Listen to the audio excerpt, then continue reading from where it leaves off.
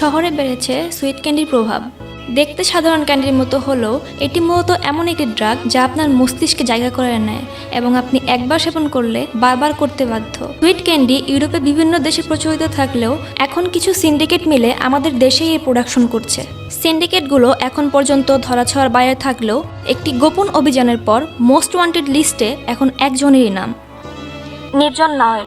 তুই দিছস না ইনফরমেশন? মানে আমি কেন দিতে যাব? মাথা ঠিক আছে তোর? জবান লুকায় তো লাভ নাই রে ভাই, তোর চোখ সত্যি বলে দিতেস। শোন, নিজেদের মাঝে ঝামেলা করে লাভ নেই। বেটার তুই কিছুদিনের জন্য আন্ডারগ্রাউন্ড হয়ে যা। ও আচ্ছা, তাইলে এই প্ল্যান? হ্যাঁ, কিসের প্ল্যান?